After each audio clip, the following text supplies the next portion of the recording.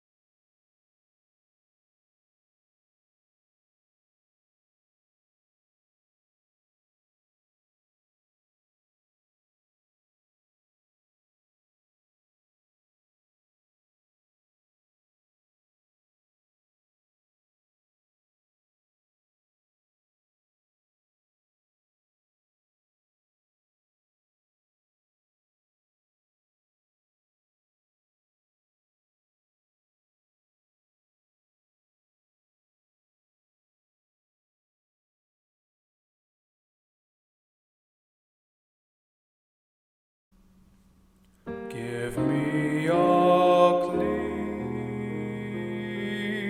heart, so I may serve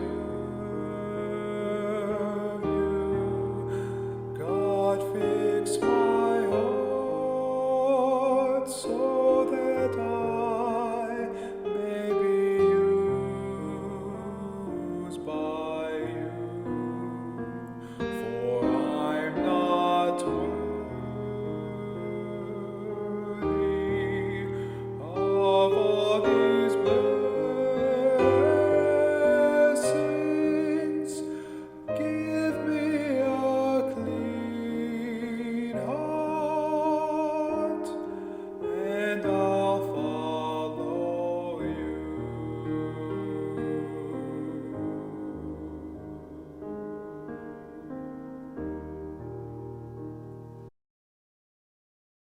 Our second reading comes from Matthew 13, verses 31 to 33, 44 to 52. The parable of the mustard seed. He put before them another parable. The kingdom of heaven is like a mustard seed that someone took and sowed in his field. It is the smallest of all the seeds, but when it has grown, it is the greatest of shrubs and becomes a tree, so that the birds of the air come and make nests in its branches. The parable of the yeast. He told them another parable. The kingdom of heaven is like yeast that a woman took and mixed in 3 measures of flour until all of it was leavened. 3 parables. The kingdom of heaven is like treasure hidden in a field, which someone found and hid. Then in his joy he goes and sells all that he has and buys that field. Again, the kingdom of heaven is like a merchant in search of fine pearls. On finding one pearl of great value, he went and sold all that he had and bought it. Again, the kingdom of heaven is like a net that was thrown into the sea and caught fish of every kind. When it was full, they drew it ashore, sat down, and put the good into baskets, but threw out the bad. So it will be at the end of the age. The angels will come out and separate the evil from the righteous, and throw them into the furnace of fire, where there'll be weeping and gnashing of teeth. Treasures new and old. Have you understood all this? They answered, Yes. And he said to them, Therefore every scribe who has been trained for the kingdom of heaven is like the master of a household, who brings out of his treasure what is new and what is old.